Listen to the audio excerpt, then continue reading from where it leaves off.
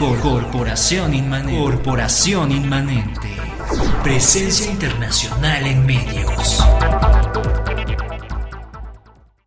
Bueno, pues ya estamos de regreso y sí quiero comentarles, para hacer preámbulos sobre lo que nos va a comentar Octavio de la modificación a las leyes, que de entrada no hay que espantarnos en este asunto de las familias de tipo tradicional, porque ya en el último censo del 2010 ya hay números muy drásticos de que solo el 50% de las familias en México cubren con ese requisito de entrada. O sea, ya el 50% de las familias que hay en México cubren con esto de tener papá, mamá, los hijos, ¿no? El resto ya se habla de que son parejas formadas por parejas sin hijos, unipersonales, padres solteros que también tienen su gracia, homoparentales o corresidentes, si hablamos de familias integradas, ¿okay?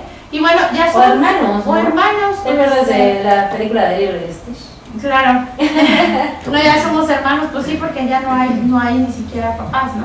Entonces solo el 50% son familias compuestas por heterosexuales, entonces ya hay un cambio relevante, si nos vamos en los últimos 50 años, 60 años, que en 1950 era como la estructura por excelencia, estaba más o menos por ahí del 90 y tantos %, ahora ha bajado considerablemente, ¿no? Y desde ahí empezar a pensar que la familia ya no es la tradición que se estaba planteando. Yo creo que antes la gente le tenía miedo al divorcio, ahorita ya no le tienen tanto miedo y entonces ya dices, tengo el chance de volver a buscar lo que yo quiero, ¿no? Sí. Antes era...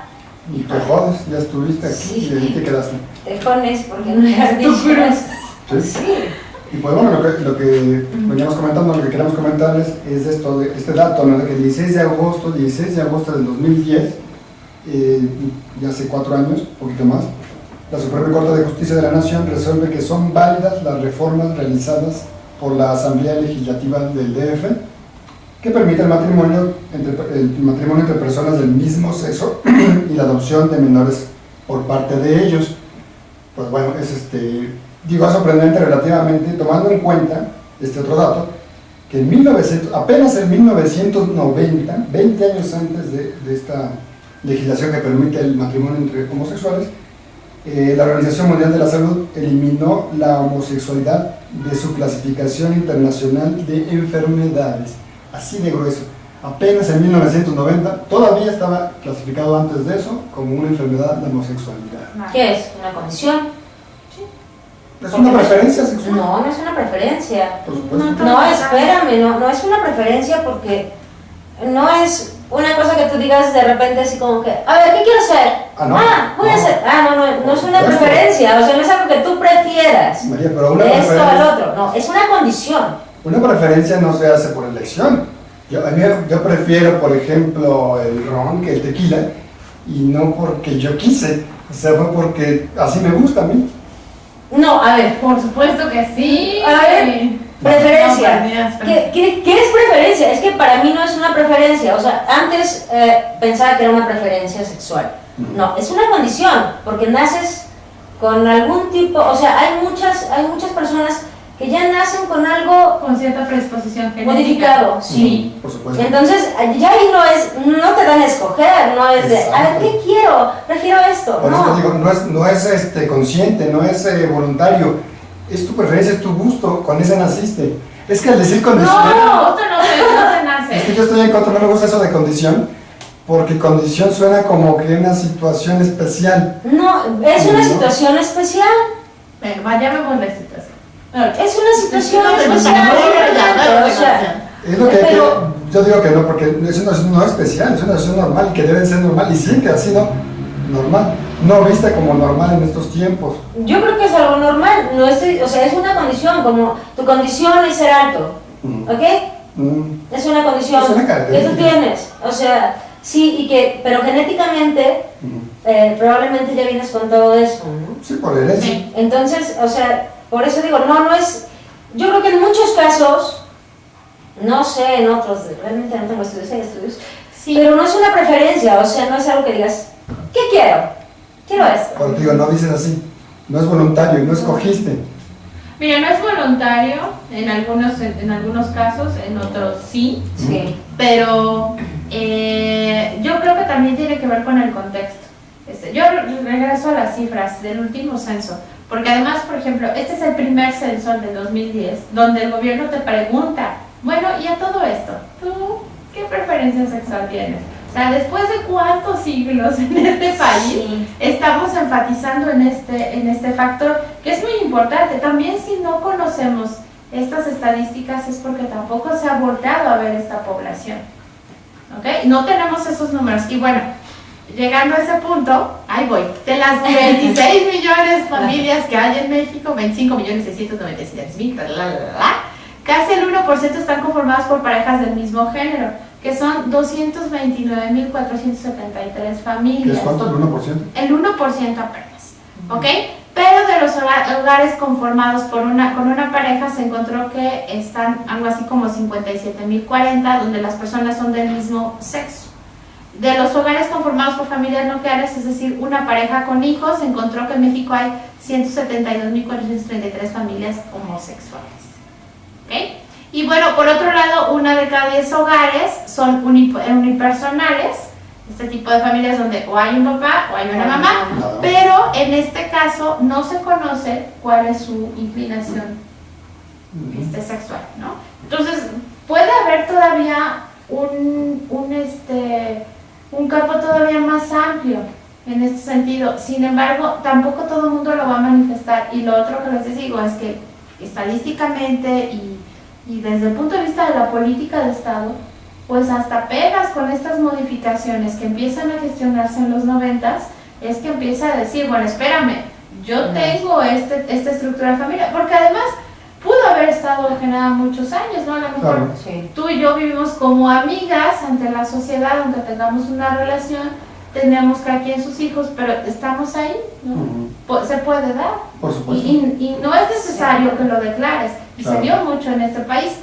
Siempre se da. Pero, insisto, hasta ahorita estamos dándole como este reconocimiento volviendo a ver eso que tú dices, ¿no? y este tipo de necesidades que existen, ¿no? Creo que estamos regresando a los viejos tiempos, muy viejos, porque esto ya se había dado. Como también investigué, esto se daba desde las relaciones entre personas del mismo sexo, se daban desde desde los inicios de la humanidad. De hecho, ahí en la prehistoria de registros en Italia es el primer registro en un resto arqueológico. Son unos loquillos los italianos. Sí, de que ya había relaciones homosexuales. También en la China antigua también ahí el sexo entre hombres estaba generalmente permitido. Los hombres se unían a jóvenes en ceremonias grandiosas, incluso en ceremonias grandiosas en ciertas provincias de China. En Europa clásica también, y se diga, en antiguas sociedades romanas y griegas toleraban y celebraban las relaciones entre personas del mismo sexo. Hay documentados matrimonios entre hombres en el antiguo Imperio Romano. Pero toda esta, pues digamos, estas costumbres, esta falta de prejuicios que había, o sea, no había prejuicios, había una relación amorosa entre personas, y bueno, a lo mejor en algunas culturas desde siempre se vio mal, pero yo creo que en muchas, más que ahora, se veía normal. ¿Cuándo se rompe todo eso? Cuando se rompe todo llega esto, la religión. Exactamente, en 342. Hay que castigar. Arriba el Imperio Bizantino. Exacto. En 342 después de Cristo, el emperador cristiano Constancio II y Constante. ¿Constancio II? Sí, ¿No será segundo? Constancio II o segundo, como quieras decirle. Dosis. Y Constante también promulgaron una ley en el Código Teodosiano, prohibiendo el matrimonio entre personas del mismo sexo. ¿Teodosí qué? Teodosiano. Sí. Pues bueno, entonces aquí vemos que con la entrada de la religión cristiana, digamos, empezó esta modalidad, ¿no? De la culpa, de lo pecaminoso, de no disfrutar de lo sexual, y bueno. De no entender la naturaleza de los individuos, ¿no? O sea, es eso, es su naturaleza, a eso me refiero con que es su condición, es su naturaleza, ¿no? Pues sí. Mira, es la naturaleza, pero ya viéndolo un poco más hacia lo contemporáneo, a mí me parece absurdo lo que está pasando en la sociedad, porque estamos hablando, las estadísticas, y bueno, ahorita nos va a comentar un poco de qué países son los que tienen reconocido este tipo de estructuras. Pero Estados Unidos, que es una de las sociedades que más se jacta de ser democrática, resulta ser que no es así, ¿no? Hay muchos estados, hay estados donde está reconocido este derecho. Estados, pero a nivel, y pocos, pero a nivel unión, ellos le llaman la Unión Americana, no es así. De hecho son 20 de los 50 y, ¿qué? ¿Uno o dos estados? 51 estados de la Unión Americana, de Estados Unidos. No sé si la mitad. Que están ni la mitad siquiera está reconocida. ¿Conservadores liberales?